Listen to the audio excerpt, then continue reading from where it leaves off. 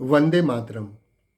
मित्रों, वर्षों से राहुल गांधी गोबर पर पत्थर फेंककर क्यों भाग जाते हैं?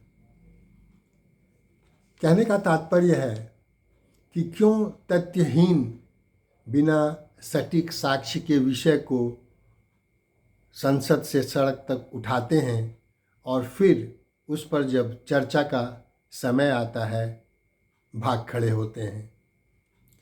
उदाहरण आप सबों को मालूम है, फिर भी उन विषयों को फिर से हम ताज़ा कर देते हैं। एक तो अभी कल की आज की बात है, जब लोकसभा में ओम बिरला यानी कि लोकसभा अध्यक्ष के खिलाफ अविश्वास प्रस्ताव पर चर्चा का विषय आया तो वे भाग खड़े हुए। इसके पहले नरवणे की किताब में यही हुआ। उसके पहले SIR वोट चोरी का मामला यही हुआ। उसके पहले संविधान बचाओ, संविधान खतरे में है का नारा, वह भी हवाई निकला। उसके पहले 2023 में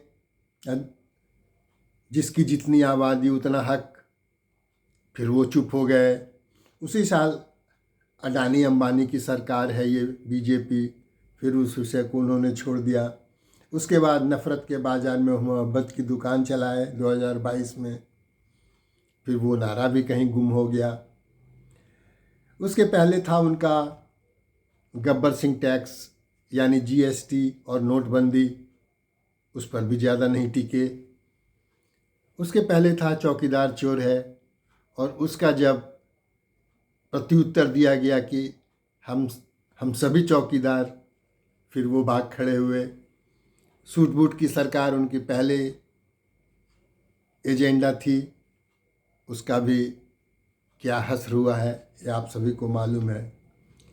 किसी भी एजेंडा का लॉजिकल एंड राहुल अभी तक क्यों नहीं कर पाए हैं, या यूँ कहें कि ऐसे एजेंडा को लेकर वो आते ही क्यों हैं।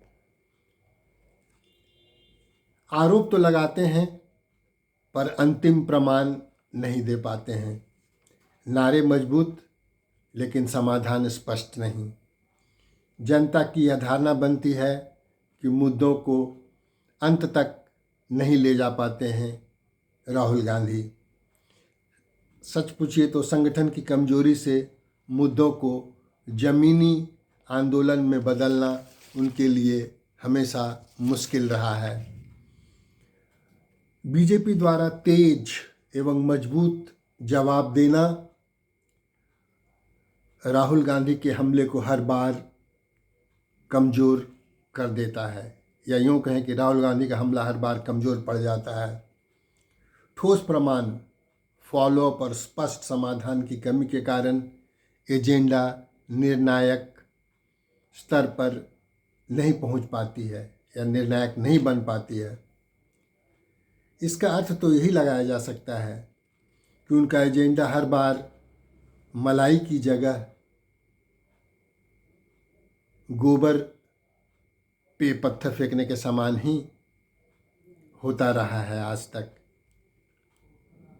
Thank you very much for watching the video. Please subscribe it and share it and give your comment.